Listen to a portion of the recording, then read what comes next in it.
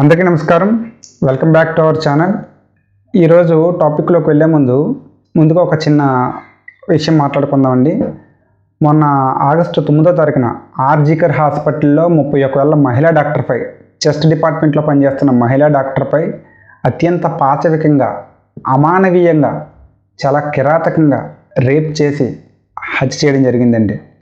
అయితే ఈ హత్య ఎలా జరిగింది, హత్యలో ఎవరెవరు ఇన్వాల్వ్ అయి ఉన్నారు, కలకత్తా ప్రభుత్వం దిదీ సర్కార్ దీని మీద ఎటువంటి చర్యలు తీసుకుంటుంది, సిబిఐ తర్వాత కార్యాచరణ ఏంటి, హాస్పిటల్లో ఎవరెవరు దీనివల్ల ఇన్వాల్వ్ అయి ఉన్నారు, మమతా సర్కారు టీఎంసీ లీడర్స్ తరకు కుమారులు ఎందుకు కాపాడడానికి ప్రయత్నం చేస్తుంది, కమ్యూనిస్ట్ భావజాలం ఉన్న ఈ కలకత్తా సర్కార్లో ఇలాంటి చర్యలు రోజురోజుకి పెరగడానికి గల కారణాలు ఏంటి, నిందితుడు బహిరంగంగా నేనే చంపాను, కావాలంటే ఉరి తీసుకోండి అనే స్టేట్మెంట్ పాస్ చేసిన ప్రభుత్వం ఎందుకు ఇంకా అతన్ని కోర్టులని అవన్నీ ఇవన్నీ ఎందుకు తిప్పుతుంది, అసలు చనిపోయిన డాక్టర్ తాలూకు కుటుంబానికి ప్రభుత్వం తరపు నుంచి ఎలాంటి సాయం అందుతుంది వంటి విషయాల గురించి మీరు రకరకాల ఛానల్లో రకరకాల అనాలిసిస్ చూసే ఉంటారు.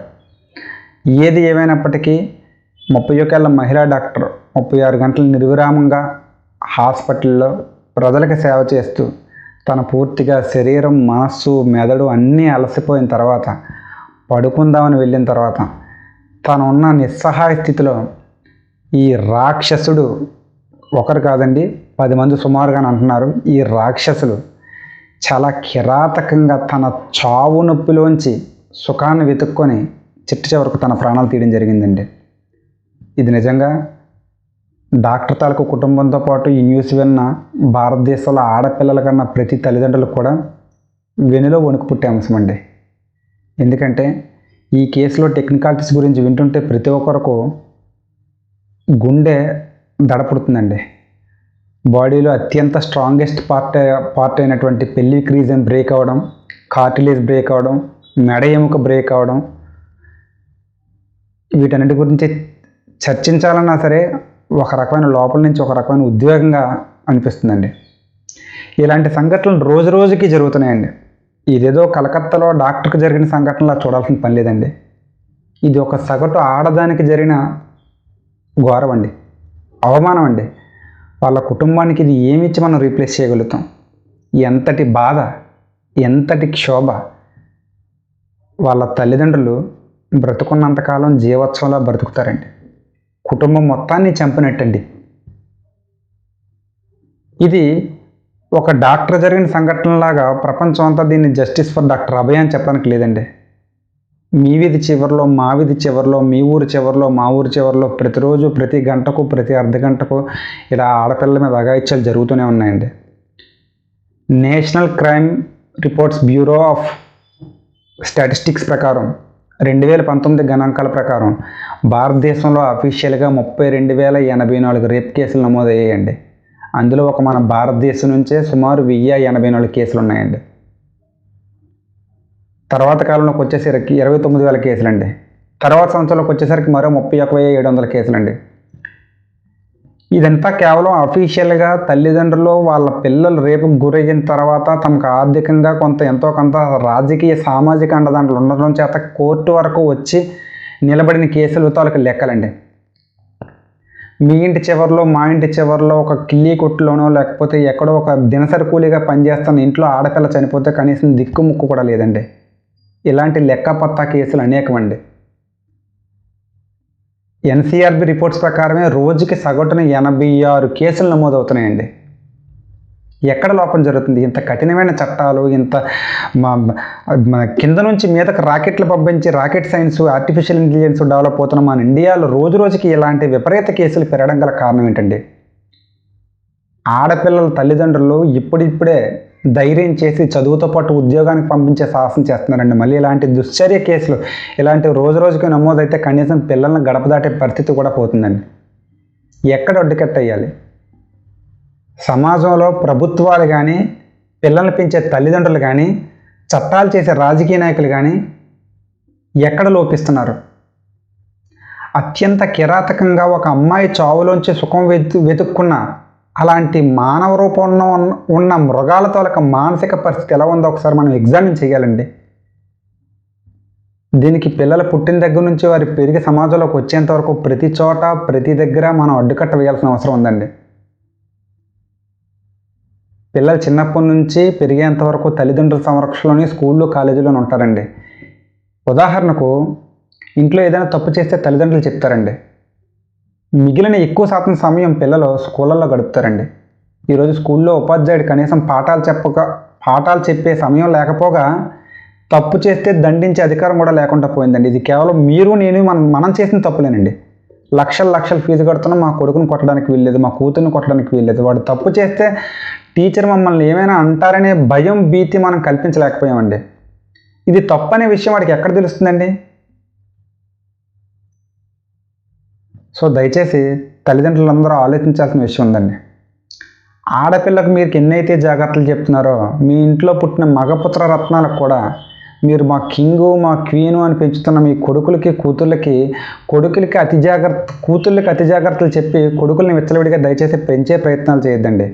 ఈరోజు జరుగుతున్న కేసులు కానీ ఈరోజు జరుగుతున్న రేపులకు కానీ మెజారిటీ ఆఫ్ పార్ట్ ఎటువంటి బాధ్యత ఎటువంటి తప్పు చేస్తున్నామనే ఆలోచన విచ్చలవిడితనం డబ్బు అధికారం మదంతో పేటరేగిపోతున్న చాలా కుటుంబాల్లో ఈ సంఘటనలు చూస్తూ ఉన్నామండి. తప్పును తప్పుగా చెప్పే తల్లిదండ్రులు తప్పని దండించే ఉపాధ్యాయులు ఉంటే ఇలాంటి సంఘటనలు ఆగుతాయండి. దయచేసి అతిగారాబు వద్దు.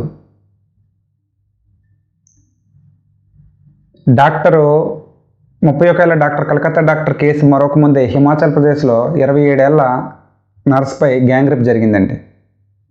ఎక్కడో కేరళలో 8 ఏళ్ల బాలికపై. ఎక్కడ అడ్డుతామండి? 6 ఏళ్ల బాలిక నుంచి 60 ఏళ్ల ముసలిదాని వరకు కనీసం మన భారతదేశంలో రక్షణ లేకుండా పోయింది. 78 ఏళ్ల క్రితం స్వాతంత్రం వచ్చిందని మనం చంకలు గుద్దుకుంటున్నాం కానీ మనకు పూర్తి స్థాయి స్వాతంత్రం రాలేదు. స్వాతంత్రం మగ రూపంలో ఉన్న మానవ మృగాలకు వచ్చింది. ఆడపిల్లల కన్నా తల్లిదండ్రులకు కేవలం పాక్షిక స్వాతంత్రమే. దయచేసి ఎక్కడికైనా సరే ప్రభుత్వంలో ఉన్న రాజకీయ మేధావులు వీటిపై చర్చ జరపాలి. చట్టాలపై పునరాలోచన చేయాలి. థియేటర్లో స్మోక్ చేస్తే చనిపోతారని డిస్క్లైమర్లు వేసే బదులు ఒక ఆడపిల్లని నిర్దాక్షిణ్యంగా రేప్ చేస్తే చంపితే వాడి శరీరం బ్రతికుండగానే వాడి తొక్క మొత్తం ఒలిచేస్తారని వీడియోని బయట రూపంలో చూపించాలి.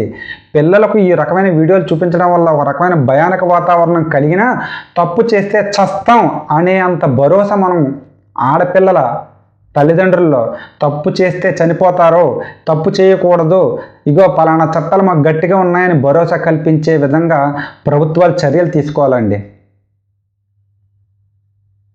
ఈరోజు మీ ఇంట్లో మీ అమ్మ, మా ఇంట్లో మా అమ్మ, మా చెల్లి, మీ చెల్లి మనకు మాత్రమే చెల్లెలండి. బయట మిగిలిన వాళ్ళందరూ కేవలం ఈరోజు ఆడపిల్లని ఒక సెక్స్ ఆబ్జెక్ట్ లాగా చూస్తారండి. ఐఎమ్ సారీ టు సే, ఇది మీకు చాలామందికి మనోభావాలు దెబ్బతింటే తినచ్చు.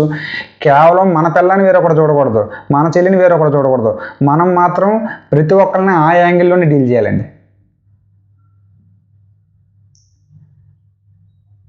ఇది వినడానికి కొంచెం బాధగా ఉన్నా దయచేసి తల్లిదండ్రులు అబ్బాయిల్ని పెంచేటప్పుడు చాలా బాధ్యతగా మెలగండి. స్కూల్కి పంపించినా కాలేజీలకు పంపించినా లేకపోతే యూనివర్సిటీలో జాయిన్ చేసిన ప్రతిరోజు ప్రతి పూట వాడు ఏం చేస్తున్నాడో ఒక మానిటరింగ్ చేయండి. ఆడపిల్లల పట్ల ఇంట్లో మీ పట్ల ఎలా ఉంటున్నాడో బయట సమాజం పట్ల కూడా అలాగే ఉండాలండి. ఈరోజు అత్యంత కష్టమైన పని ఏంటో తెలుసా అండి? సమాజానికి విపరీతమైన మనం కాంట్రిబ్యూషన్స్ ఏం అవసరం లేదండి. సొసైటీకి మనం రకరకాల ఇన్నోవేషన్స్ కనిపెట్టి దేశ భవిష్యత్తుకి దేశ పురోభివృద్ధికి మనం ఏం పాటుపడే అవసరం లేదండి. మనం ఉద్యోగం మనం చేసుకుంటూ ఇతరులకు మన వల్ల నొప్పి లేకుండా బ్రతకడం ఈరోజు ప్రస్తుతం కష్టతరమైన పని అండి. కావాలంటే రాకెట్లు ఎన్నైనా పంపించవచ్చండి. కావాలంటే మనం ఆర్టిఫిషియల్ ఇంటెలిజెన్స్ ఉపయోగించి మనుషులు లేకుండా ఎన్ని టాస్క్లైనా కంప్లీట్ చేయొచ్చండి. మంచిగా ఉండడం, మనం ఇతరుల జోలికి వెళ్లకుండా ఇతరులకు మన వల్ల ఇబ్బంది కలగకుండా బ్రతకడం ఈరోజు కష్టతరమైన పని అండి. దయచేసి తల్లిదండ్రులు ఆ రకంగా ఇంట్లో పిల్లలకి తర్ఫీదు ఇవ్వండి. ఈవెన్ ప్రభుత్వాలు కూడా చట్టాల్లో మార్పు తీసుకొచ్చేంత ప్రయత్నాలు చేయండి. భారతదేశం అన్ని రంగాల్లో ముందుకు పోతుంది, ఇలాంటి రంగంలో ముందుకు పోవాల్సిన అవసరం లేదండి. ఇది చాలా సిగ్గుచేటు.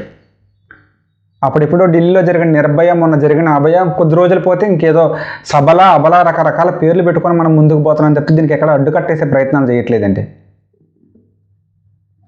ఆడపిల్ల ఏ బట్టలు వేసుకోవాలి, ఎలా తిరగాలి, ఎలా మెలగాలి అని రకరకాల పుంకాలు రాసే కుహాన మేధావులు అందరూ కూడా దయచేసి అబ్బాయిలు ఏ రకంగా మెలగాలి, అబ్బాయిలతో నడవడికి ఎలాగా ఉండాలి, అబ్బాయిలు అమ్మాయిలతో ఏ రకంగా ప్రవర్తించాలి అనేవంటి అంశాల మీద కూడా మీరు పుంకాలుగా రాయడం మొదలుపెట్టండి.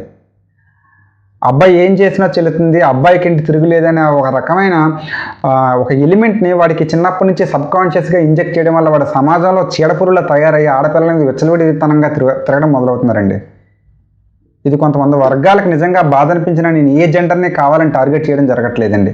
అత్యధికంగా దీంట్లో బాధపడుతున్న అమ్మాయిల తాలూకు తల్లిదండ్రులు ఉన్నారే కాబట్టి వాళ్ళ తరపున ఒక సామాజిక మానవీయ కోణంలో ఆలోచించే ప్రయత్నం చేద్దాం. ఏదైనా ఇలాంటి సంఘటనలు జరిగినప్పుడు 2 నిమిషాల మౌనం, ఒక 4 మనుషుల చేత ర్యాలీలు, ఒక 40 కొవ్వొత్తులు వెలిగించి ఊరి మీద తిరిగితే ఈ సొల్యూషన్కి మనకి ఈ సంఘటనకి సొల్యూషన్ దొరకదండి. దయచేసి దీన్ని పూర్తి స్థాయిలో అడ్డుకట్ట వేయాలంటే ఇలాంటి దుశ్చర్యలకు పాల్పడుతున్న వాళ్ళ తాలూకా మానసిక పరిస్థితులు ఏ రకంగా ఉంటున్నాయో అధ్యయనం చేయాలి. అలాంటి వారిని మనం ఎలా సొసైటీ నుంచి మనం ఐడెంటిఫై చేయాలి, వాళ్ళ చిన్నప్పుడే వాళ్ళ తాలూకా ఈ విపరీత ఆలోచనలు ఎక్కడ మొదలవుతున్నాయి. కాబట్టి తల్లిదండ్రుల దగ్గర నుంచి, స్కూళ్ళ దగ్గర నుంచి ప్రతి దగ్గర కూడా స్టెప్ బై స్టెప్ మానిటర్ చేసుకుంటూ రావాలండి. సమాజంలో తగినన్ని శిక్షలు లేవు. మన కాన్స్టిట్యూషన్, మన రాజ్యాంగం అలా తగలబడింది కాబట్టి ఏ తప్పు చేసినా బయటికి దర్జాగా తిరగగలమనే ఒక రకమైన ధైర్యం ఉంది కాబట్టి, మనుషులు, డబ్బు అనేది మన చేతిలో ఉంది కాబట్టి ఇలాంటి తప్పులకు, ఇలాంటి దుశ్చర్యలకు పాల్పడుతున్నారు. దయచేసి చట్టాల్లో మార్పు తీసుకొచ్చి ప్రజలు ఇలాంటి తప్పు చేస్తే ప్రాణం పోతుంది, ప్రాణం పోవడం అంటే ఏదో సుఖవంతమైన చావు కాదు, చాలా దుర్భేద్యమైన చావు కలుగుతుంది అనే విషయాన్ని ఈరోజు చిన్నపిల్లల దగ్గర నుంచి అవగాహన కలిగించాలి. తప్పు తాలూకా తీవ్రతను చిన్నప్పటి నుంచి పిల్లలకి చెప్పే ప్రయత్నం చేయాలి. ఆడపిల్లల్ని ఏ రకంగా సంరక్షించాలి, ఆడపిల్లల్ని ఏ రకంగా గౌరవించాలి, సమాజంలో ఎలా మెలగాలి వంటి విషయాలు స్కూళ్ళల్లో ఉపాధ్యాయులు చెప్పినా దండించినా వాళ్ళకి పూర్తి స్వేచ్ఛనివ్వాలి. చిన్నప్పుడు మేము ప్రభుత్వ స్కూల్లో చదువుతున్నప్పుడు ఏదైనా ఒక అక్షరాలు ఎక్కడి వరకు వెళ్ళొస్తలేదండి. నా ఎగ్జాంపుల్ తీసుకుందాం. నేను ఎవరినో ఇరికించడం కోసం ఒక చిన్న పేపర్ మీద బూతు రాస్తే కుక్కను కొట్టారండి మా ఉపాధ్యాయులు. తప్పు అనేది చేస్తే కొట్టే ఉపాధ్యాయుడు లేకపోతే నేను ఈరోజు వరకు అది పెద్ద పెద్ద బ్యానర్లు వేస్తానేమో. సో తప్పును తప్పుగా చెప్పే ఉపాధ్యాయులు ఉండాలి. తప్పు చేస్తే విపరీతంగా దండించే గురువులు ఉండాలి. అప్పుడు మాత్రమే సమాజానికి పట్టిన ఇలాంటి మకిలి కొంతైనా వదలగట్టగలుగుతాం. దయచేసి అందరూ ఆడపిల్లల్ని బ్రతకనివ్వండి. ఈరోజు కలకత్తాలో డాక్టర్ అవ్వచ్చు, లేకపోతే హిమాచల్ ప్రదేశ్లో ఎవరవ్వచ్చు, మన గుంటూరులో చనిపోయిన వీరొకరు ఎవరైనా అవ్వచ్చు. ఇలా వీళ్ళు చెప్పుకోవడానికి కొంత ఆసరా ఉంది కాబట్టి బయటకు వస్తున్నారు. చెప్పుకోలేనటువంటి ఎంతోమంది దుర్భేద్య జీవితం గడుపుతూ పిల్లలను కోల్పోయిన తర్వాత సామూహిక ఆత్మహత్యలకు కుటుంబాలు పాల్పడుతున్నాయి. ఇలాంటి ఎన్నో దుర్మార్గమైన సంఘటనలు జరుగుతూనే మన చుట్టుపక్కల జరుగుతూనే ఉన్నాయి. వాటిని అడ్డే ప్రయత్నం మనం చేయలేకపోతున్నాం. ఇలాంటి 78 ఏళ్ల స్వతంత్ర భారతదేశంలో మనకు స్వతంత్రం వచ్చింది కానీ ఆడపిల్లకి స్వతంత్రం రాలేదు. దయచేసి ఇక్కడి నుంచైనా ఇలాంటి చర్యలు జరగకుండా ఉండేందుకు ప్రభుత్వాలు శ్రద్ధ తీసుకోవాలని, ఆడపిల్లను బ్రతకనివ్వాలని, సమాజంలో మంచి నెలకొల్పే విధంగా పిల్లల్ని పెంచే ప్రయత్నాలు తల్లిదండ్రులు చేయాలని, గురువులకు విద్యాబుద్ధులు చెప్పడంతో పాటు దండించే అధికారాలు కూడా కల్పించాలని, ఒకవేళ పొరపాటును దండించినా పేరెంట్స్ టీచర్ అసోసియేషన్స్ అని చెప్పి ఉపాధ్యాయుల మీదకి మీరు పరుగుని వెళ్ళి వాళ్ళని కట్టడి చేయొద్దని అందరినీ శిరస్సు ఉంచి ప్రార్థిస్తున్నాను. ఇలాంటి సంఘటనలు జరిగినందుకు, ఇలాంటి సమాజంలో మనం కూడా భాగమైనందుకు చింతిస్తున్నాను. శోకతప్త హృదయంతో మీ నాయుడు.